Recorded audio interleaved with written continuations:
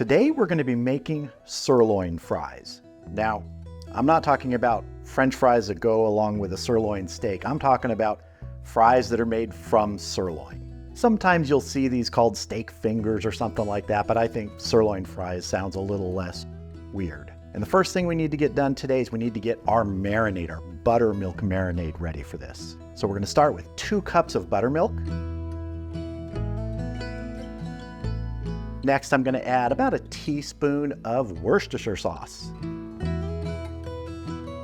2 teaspoons of kosher salt, 1 teaspoon of ground black pepper, 1 teaspoon of granulated garlic, and 1 teaspoon of smoked paprika.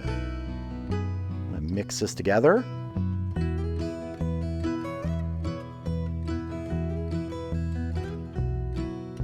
Just like that. All right, let's get our steak out here, get it cut up, and get it into the marinade.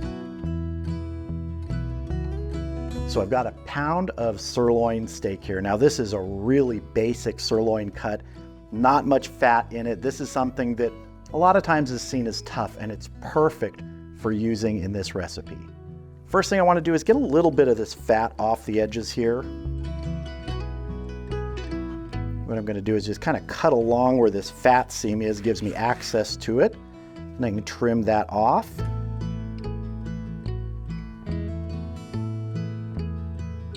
Now what I want to do is take this and cut it into about 1/2-inch strips.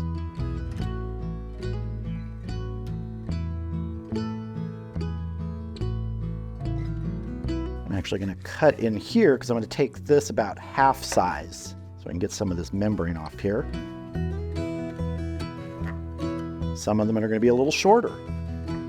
So we've got some long pieces, some short pieces. Some will be almost like nuggets. All right, let's get our marinade out here. Now you could probably use this amount of marinade for twice as much meat as I'm using, but I really want this to submerge in there and have full contact with this buttermilk marinade.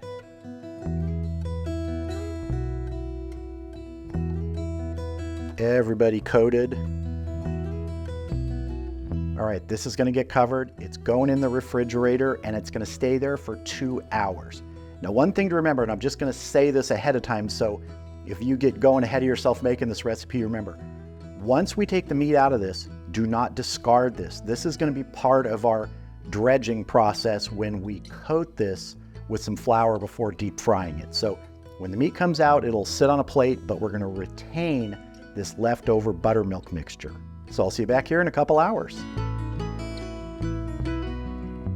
All right, our pieces of sirloin steak have been marinating in that buttermilk mixture for a couple hours now.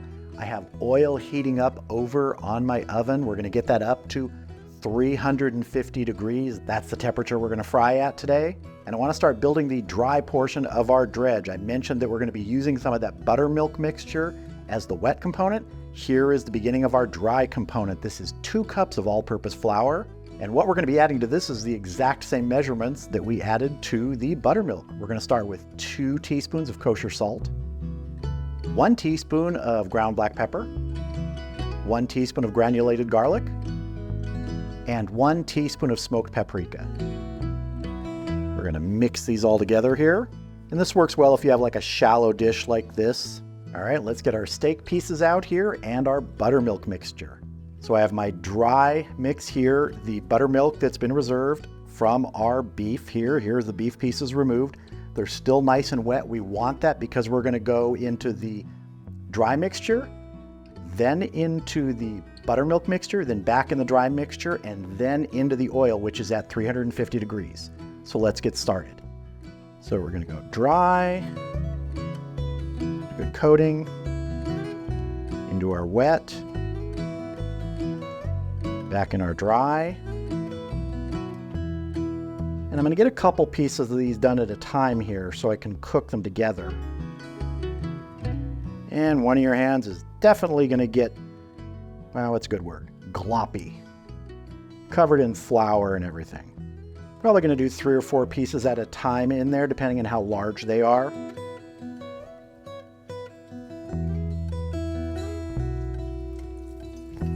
And I'm gonna cook these for 3 or 4 minutes until they're nice and golden brown.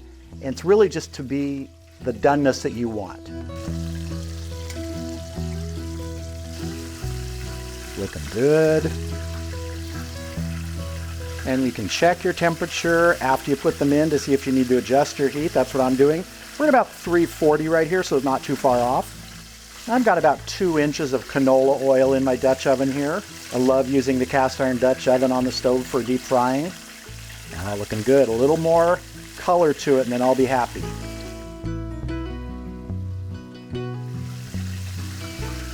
Almost there. That color's getting good. And when I take these off, they're going to go onto a tray with a rack in it so any excess grease can just drip off.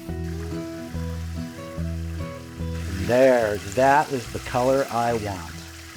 All right, I'm going to go ahead and fry the rest of our steak pieces up, and then we're going to have a taste.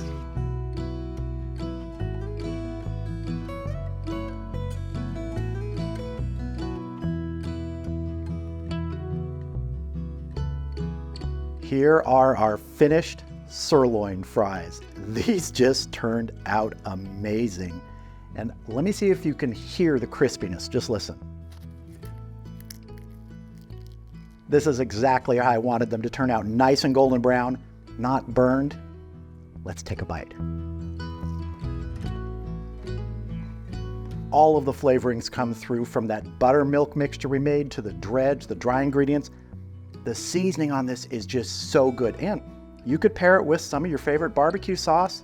You don't have to, but I like a good sauce every now and then. So if you have sort of like an inexpensive cut of steak that maybe isn't going to be super tender, that you're not going to want to put on a plate with a knife and fork, man, turning them into sirloin fries or steak fries, anything like this is a winner.